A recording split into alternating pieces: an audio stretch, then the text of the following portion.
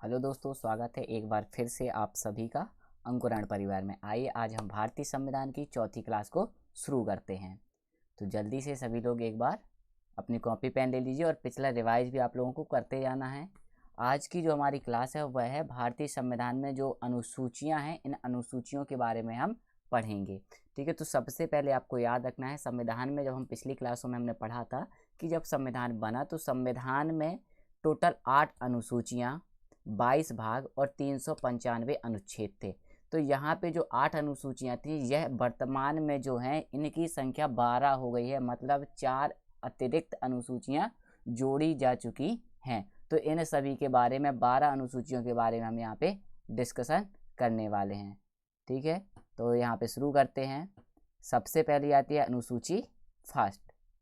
तो पहली अनुसूची जो है, यह इस अनुसूची में क्या बताया गया है, यह अनुसूची इनमें राज्यों के नाम और केंद्र शासित प्रदेश क्षेत्र दिए गए हैं। मतलब इसमें राज्यों के नाम और जो भी हमारे केंद्र शासित प्रदेश होते हैं इनके बारे में बताया गया है कि भारत के इतने राज्य होंगे और इतने केंद्र शासित प्रदेश होंगे। वर्तमान में 28 राज्य और 8 केंद्र शासित प्रदेश हैं। इसके बाद आगे चलते हैं तो दूसरी अनुसूची आती है।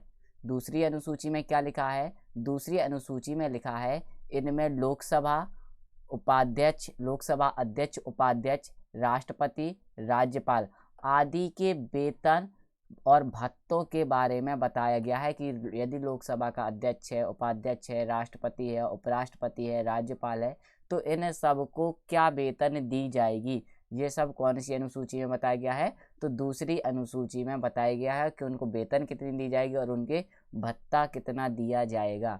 इसके बाद आती है तीसरी अनुसूची, और तीसरी अनुसूची में क्या बताया गया है, इसमें राष्ट्रपति, उपराष्ट्रपति, मंत्री और जो न्यायाधीश होते हैं उन सभी के शपथ का प्रारूप दिया गया है कि राष्ट्रपति यदि शपथ लेगा तो किस तरीके से लेगा, उपराष्ट्रपति शपथ किस तरीके से लेगा या उनको शपथ कौन दिलाएगा, मंत्रियों को शपथ कौन दिलाएगा और शपथ में वो क्या बोलेंगे, ये पूरा प्रारूप कहाँ दिया गया है, तीसरी अनुसूची में दिया गया है। इसके बाद आती है चौथी अनुसूची। चौथी अनुसूची आपकी राज्यसभा में राज्यों के जो स्थान है, राज्यों की जो उसमें भागीदारी है, इनके बारे में बताया गया है।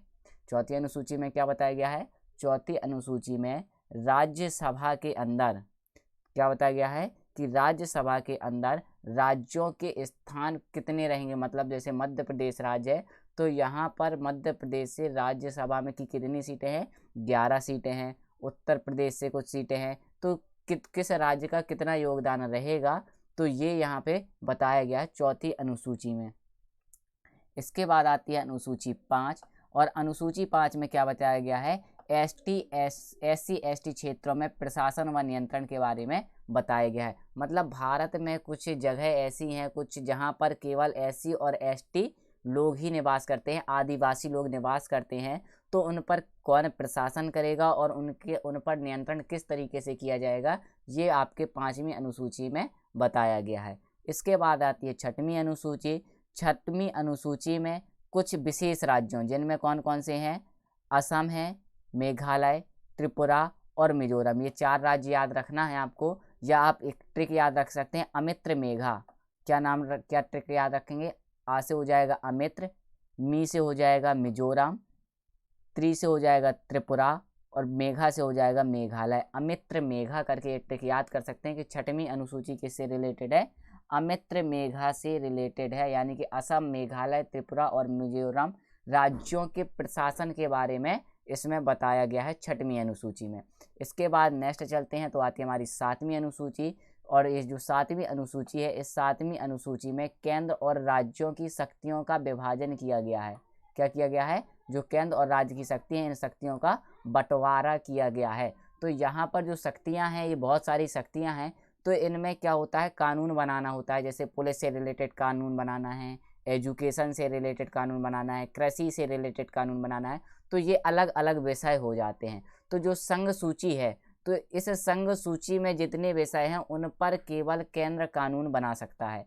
संघ सूची में क्या कर सकता है, केवल जो केंद्र सरकार है वह कानून बना सकती है।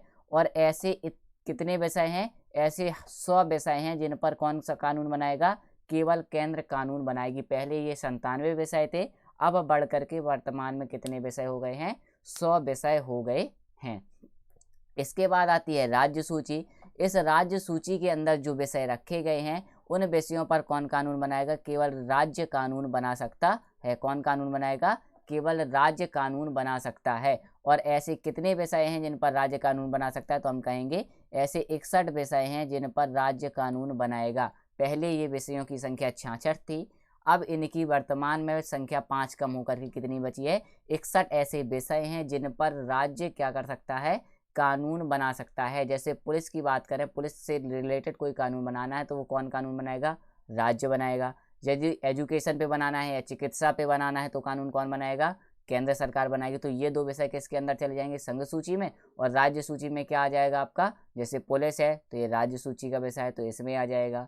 इसके बाद आता है समवर्ती सूची। समवर्ती सूची वह सूची है जिसमें दोनों ही कानून बना सकते हैं, राज्य भी कानून बना सकता है और केंद्र भी कानून बना सकता है। और इसके अंदर ऐसे टोटल 52 विषय हैं जिन पर ये दोनों लोग कानून बना सकते हैं।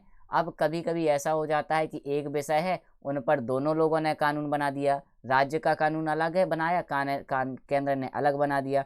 तो ऐसी कंडीशन में किसका कानून माना जाएगा, तो ऐसी कंडीशन यदि कभी आती है तो जो कानून माना जाएगा वो माना जाएगा केंद्र का। मतलब राज्य के कानून को अलग कर दिया जाएगा, जो केंद्र कहेगा वह कानून यहाँ पर माना जाएगा समवर्ती सूची के अंदर। तो दोनों 7वीं अनुसूची याद रखना है। इसमें 3 अनुसूचियां हैं, समवर्ती सूची, संघ सूची और राज्य सूची। संघ सूची में टोटल 100 विषय हैं और इनमें केवल केंद्र कानून बना सकता है। दूसरी राज्य सूची, इसमें टोटल 61 विषय हैं, इसमें केवल राज्य कानून बना सकता है। समवर्ती सूची, इसमें टोटल 52 विषय हैं और इस पर केंद्र और राज्य दोनों ही कानून बना सकते हैं।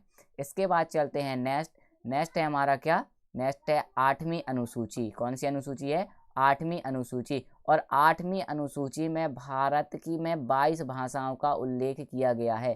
कितनी भाषाओं का उल्लेख किया गया है, तो 22 भाषाओं का उल्लेख किया गया है। पर जब संविधान बनाया गया था तो तब इस जो 8वीं अनुसूची है, 8वीं आखिरी अनुसूची थी उस समय, तो इसमें टोटल 14 भाषाओं का उल्लेख था। और वर्तमान में कितनी भाषाओं का उल्लेख है, 22 भाषाओं का उल्लेख है। 14 से 22 किस तरीके से हुआ, तब जब हम संविधान संशोधन पढ़ेंगे तब इनको जानेंगे कि 14 भाषाएं थीं तो 14 से ये 22 कैसे हो गई। ये 8 भाषाएं कौन कौन सी हैं जो यहाँ पर बढ़ गई हैं, ठीक है। तो इनको हम जब संविधान संशोधन पढ़ेंगे तो वहाँ पे पढ़ लेंगे।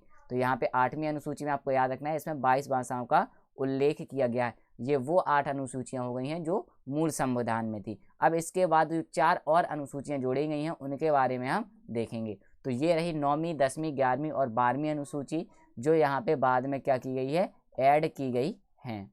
तो 9वीं अनुसूची जो आती है, यह अनुसूची पहला संविधान संशोधन, पेपर में कई बार पूछा जाता है कि पहला संविधान संशोधन कब किया गया था, तो पहला संविधान संशोधन 1951 में किया गया था। और इसके द्वारा संविधान में 9वीं अनुसूची जोड़ी गई थी। और जो 9वीं अनुसूची है ये भूमि सुधार से संबंधित है। किससे संबंधित है, भूमि सुधार से। जैसे हमने 8वीं अनुसूची देखा 22 भाषाओं से संबंधित है। 7वीं अनुसूची को हमने देखा कि यह केंद्र और राज्य की शक्तियों से संबंधित है। इसी तरीके से जो 9वीं अनुसूची है यह किससे संबंधित है, भूमि सुधार से संबंधित है। और इसे 1951 में प्रथम संविधान संशोधन, कॉन्स्टिट्यूशन अमेंडमेंट के द्वारा जोड़ा गया। इसके बाद आती है 10वीं अनुसूची। 10वीं अनुसूची कब जोड़ी गई, 1985 में जब 52वां संविधान संशोधन किया गया। इस संविधान संशोधन के द्वारा इस अनुसूची को जोड़ा गया। और इस अनुसूची में क्या बताया गया है, इस अनुसूची में दल बदल कानून के बारे में बताया गया है। क्या होता था 1985 के टाइम पर, कांग्रेस और बीजेपी के कई बार दिक्कत आती थी कि मतलब कुछ सदस्य लेते थे एक पार्टी से दूसरे पार्टी में चले जाते थे, मतलब अपना दल बदल लेते थे। तो इस दल बदल ना हो इस पर क्या बना दिया गया, एक कानून बना दिया गया। और इस कानून को कहाँ पर रखा गया, संविधान की 10वीं अनुसूची में रखा गया। और यह संविधान किया कब गया, तो ये भी याद रखना है कि 52वें नंबर का संविधान संशोधन था और 1985 में यह संविधान संशोधन किया गया था। इसके बाद आती है नेक्स्ट 11वीं अनुसूची। 11वीं अनुसूची को कौन से संविधान संशोधन द्वारा जोड़ा गया है, तो 11वीं और 12वीं दोनों एक साथ ही याद रख सकते हैं आप। इसका कौन सा है, 73वां संविधान संशोधन 1992-93। दोनों ही 92-93 में ही किए गए हैं। और ये था 74 में, तुरंत बाद ये वाला भी किया गया उसी समय पर। 92 में ये संविधान संशोधन किए गए और 93 में ये लागू किए गए। ठीक है, तो 11वीं अनुसूची है, इसे कब जोड़ा गया? 73वां संविधान संशोधन 1992-93 में ये जोड़ा गया। और यह जो संबंधित है, ये किससे संबंधित है? यह हो जाएगी आपकी पंचायती राज से संबंधित है। किससे संबंधित है? पंचायती राज से संबंधित है। और पंचायती राज व्यवस्था को काम करने के लिए इसमें 29 विषय भी दिए गए हैं। ये टर्म पूछा जाता है कि जो संविधान की 11वीं अनुसूची है इसमें कुल कितने विषय हैं? तो इसमें 29 विषय हैं। याद कैसे रखेंगे? यदि 2 और 9 को हम जोड़े तो कितना बन जाएगा? ये 11 बन जाएगा। कितना बन जाएगा? 11। और इस अनुसूची का नंबर भी कितना है? 11। तो 11वीं अनुसूची में कितने विषय हो गए? 29 विषय हो गए। अब उनने क्या किया गया? 1992-93 में जब ये संविधान संशोधन करके एक कानून बनाया गया, तो यह कानून को पारित करने वाला, कानून को लागू करने वाला जो पहला राज्य था वह याद रखना है। जो मध्य प्रदेश के स्टूडेंट हैं उनको ये याद रखना ही है कि जो हमारा 73वां संविधान संशोधन किया गया, यह सर्वप्रथम मध्य प्रदेश में लागू किया गया था। ठीक है, तो 73वां संविधान संशोधन 1992-93 के द्वारा यह अनुसूची जोड़ी गई। इसमें पंचायती राज के बारे में लिखा है और इसके टोटल 29 विषय हैं। यह संविधान संशोधन सर्वप्रथम मध्य प्रदेश में लागू हुआ था। ये सभी आपको याद रखना है। इसके बाद आती है 12वीं अनुसूची। यह 74वां कॉन्स्टिट्यूशन अमेंडमेंट के द्वारा जोड़ी गई। इसमें क्या है? इसमें शहरी क्षेत्रों में स्थानीय स्वशासन, गाँव में क्या होते हैं? गाँव में होती हैं पंचायतें, और शहर में क्या होता है? नगर पंचायत, नगर निकाय, नगर पालिका।